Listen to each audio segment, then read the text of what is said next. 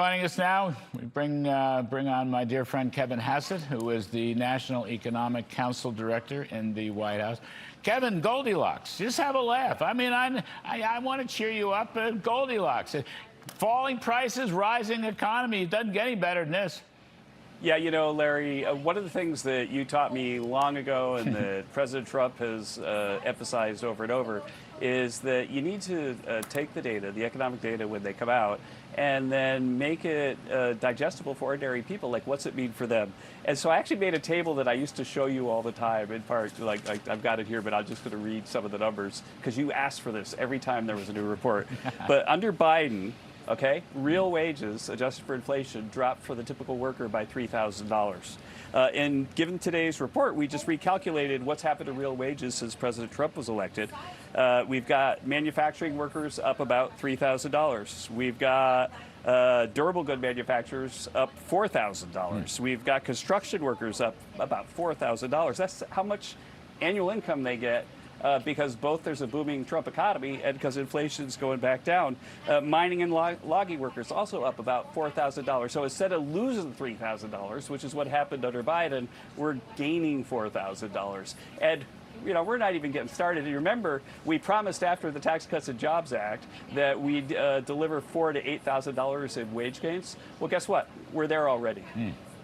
Today, no, yesterday, I guess, with the CPI report. Yeah, CPI yesterday, PPI today, that's right. But average hourly earnings, real wages, average hourly earnings, actually went up the biggest in 11 years, excluding COVID. 0.8% in June, which is a big number in that series. So, you know, kitchen table folks, working folks, they're starting to get some significant breaks now. Right, and remember that when you and I came into the White House, that we had Democratic economists saying that there's a new normal, and it's going to be slow growth and no wage growth. And I can tell you that the 0.8 real wage gain from the last CPI report is bigger than we got for 8 years under Obama. Remember, there was no wage gain over the 8 years, and obviously way bigger than what we got for Biden because his numbers were so negative. And so President Trump has, basically created a supply-side boom. And his genius is that it's not just for capital, right, like we made expensing and everything, but the no tax on tips, the no tax on overtime, the no tax on Social Security is putting Americans back to work. And when they go back to work, they're doing such a great job, their productivity is so high that their wages are skyrocketing. So basically, businesses are booming. And that's good for the labor markets and income and consumer spending, ultimately. Businesses are booming. Prices are now coming back down. Even core prices are slowing down. So that's all good. Why is it, I don't understand why the Atlanta Fed's GDP now is only showing 1.4, 1.3% for the second quarter. All these numbers coming out seem to be much stronger than that, Kevin. Yeah, we'll have to wait and see. You know, there's a lot of error in the estimation of GDP now, and it's been actually way worse over the last 6 months or so than it had been in the past. The bottom line is that the consumer is strong, business capital spending is strong, there's a reduction in government spending because we're being fiscally responsible, and the trade deficit's going down. Like, we cut our trade deficit with China in half. And so there's nothing but good news for the economy. And again, think about it this way, that in the end, when we briefed the president on the GDP effects of his policies, he said, don't tell me about GDP, tell me about wages. And so right now, so far in this term, with plenty of room left to go, we've given about the same amount of wage increase that American workers got over 4 years of Trump's policies. And so when we say these policies are bigger and better, we mean it, and it's in the data already. You think, my take on the Fed with Kevin Warsh, I don't see them making, first of all, I think the rate hikes that Wall Street has been predicting are off the table now. But secondly, I don't think they're going to make any big policy changes until these task forces report and the Fed absorbs it. I mean, this is the new regime change that Kevin Warsh wants. Are you okay with that? It sounded like the president, talking to our Edward Lawrence, was okay if rates are steady between now and the year end. What does Kevin Hassett think? Well, I believe that my friend and your friend Kevin Warsh that he'll be able to manage the Fed well, and that they'll make smart, data-dependent decisions. The problem with the Fed in the past, right, has been that they have all these Keynesian modelers who say if the economy's growing, then you have to take away the punch bowl.